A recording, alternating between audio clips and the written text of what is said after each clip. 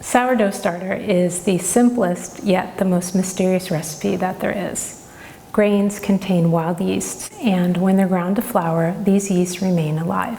When the flour is mixed with water, the yeasts multiply, and eventually they turn into a little piece of dough that we call starter or sourdough starter that will leaven your bread. It will make your bread rise, and it will completely replace active dry yeast. It seems hard to believe that just flour and water can do that, but that's the way bread was made thousands of years ago. It's the way I prefer to make bread for my family, and it's really suited to einkorn flour. There are two things to keep in mind before you begin this process.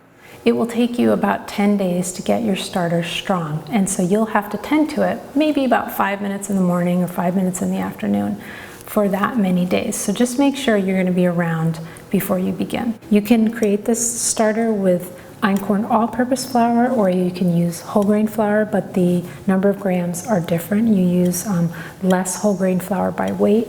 I wouldn't recommend creating or refreshing a starter with sprouted flour, but you can use this starter to bake sourdough sprouted bread.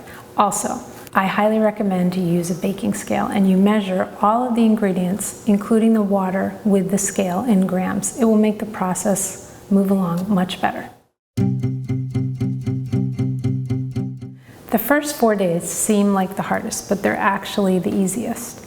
On day 1, you'll mix 60 grams of flour into 45 grams of water.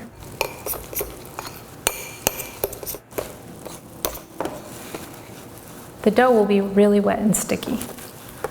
So pick it up, dust your hands lightly with flour, and just gently roll it into a ball, really gently.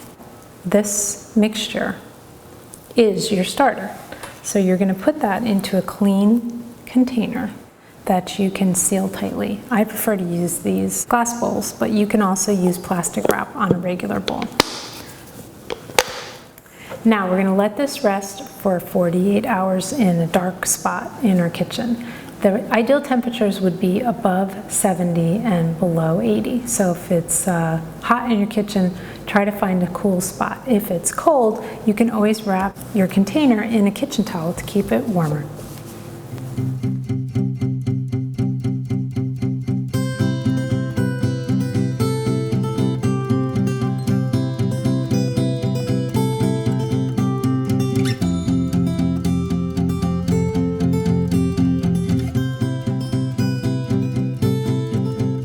On day 3, there really won't be much going on with your starter. It will have spread out in the container. You might see a bubble or two, but probably not. And a grayish color may have formed on the surface, which is totally normal. What you're going to do now is take a fork and just push as much of that gray as you can away, because underneath you're going to see the nice creamy yellow colored part of the starter.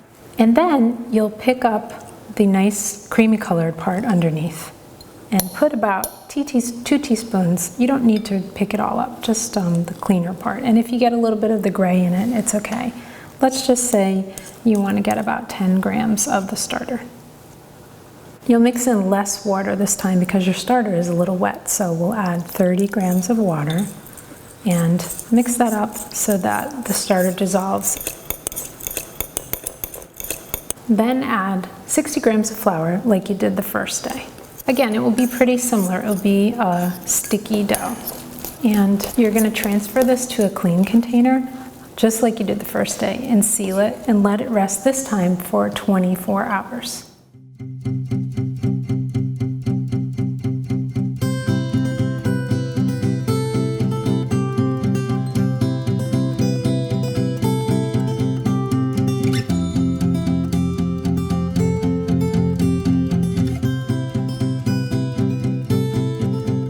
So it's day 4, the starter has risen for 24 hours. The difference between yesterday is that I actually do see a few bubbles. Now that's going to happen in my kitchen because I bake with Einkorn sourdough starter all the time. So eventually these wild yeasts, they populate your kitchen and things keep going quicker and quicker the more that you bake. In your kitchen, if you've never baked with sourdough or you've never baked einkorn bread, you won't have so many wild yeast, so you might not have as many bubbles as I do.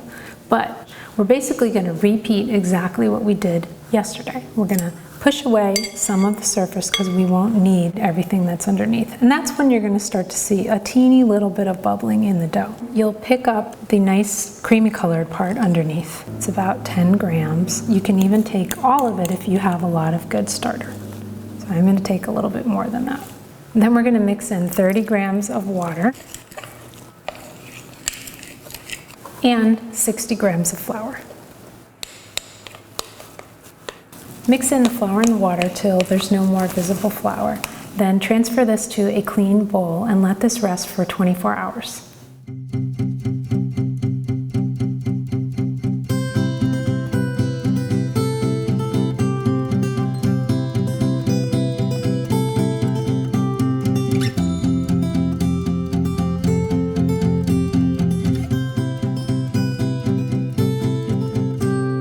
On day 5, your starter, maybe it will start to bubble like mine did. Maybe yours doesn't look like much, like not much is going on. Maybe you'll see some bubbles underneath. In any case, it is working and you have to have faith that it will end up looking like mine. It might not take 5 days, it might take 10, it might take 30. How do you get to the point where this is ready to bake bread? You just keep refreshing it and you use the same recipe that you use on day 5 forever. So let me show you how you do that. You're basically going to remove 10 grams of starter. The starter that you've created until now is going to live on in your refreshing, but what's left over from the amount that you take out to refresh today is not going to be used anymore. So you're going to discard this. I know that seems wasteful, but that's the way it goes when you first start a starter. And you can save this starter for the rest of your life, so it's a great investment. If you really feel horrible about throwing away the starter, you can bake bread using dry active yeast and add it to the dough. Combine that with 30 grams of warm water. Add 60 grams of flour. Mix that until the dough starts to come together. And then you're going to pick that up with your hands and knead that together till all the flour is incorporated. You're going to roll it so that it warms up the dough, and that will help kind of jumpstart the rise till it gets pretty smooth and compact. Just make sure you get all the ingredients mixed up into a sticky ball. And then you're going to place that into your clean container.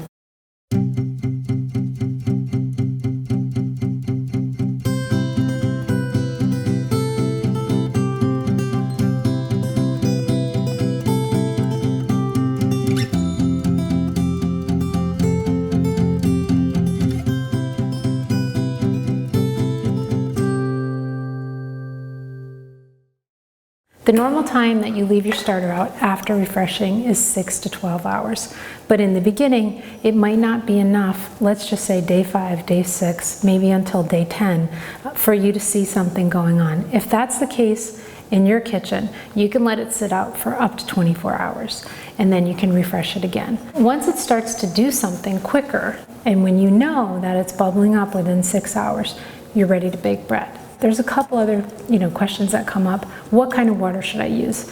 Don't use chlorinated tap water. If you have a good water filter, then you can use that kind of water. I use bottled water just to make sure I'm not introducing any off flavors into the starter. I also always use a glass container or ceramic container because the acids in the starter can react with metals and give it kind of an off taste. Make sure you always seal it tightly. Some recipes say to put a towel on top. I don't like that method because it can dry out the surface. If after 10 days you have to go somewhere and you're not going to be home for a few days or a day, you can refrigerate it. It just kind of slows things down and halts it. And so when you get home and you start refreshing again, you're not starting over, but it's going to be a little slow in the beginning. But let it sit out for 24 hours and you'll see that it will pick up pretty quickly. After a few months, you don't have to worry about it anymore because you can just keep it in the refrigerator and refresh it once a week or once every 2 weeks. The more time goes by, the stronger and the more stable it will be, and then you can refresh it once every month. If you take a vacation, I actually travel with my starter. It's fine out of the refrigerator for more than 24 hours when it gets to be really mature. So if by some chance, you refresh your starter and you forget it for more than 24 hours, it's fine. Maybe it might develop that gray color again. You just scrape that away. Even if you have a little teeny piece, you can bring it back to life. If your bread comes out dense in the beginning, it's okay. That happened to me too. It took me a couple of months to really get good bread. But don't quit, just keep going, because this starter is going to last for the rest of your life, and you can hand this down to different generations. My starter is now about 15 years old, and I still feel the magic when I wake up after refreshing the night before and just see the bubbling and feeling like, it's still alive.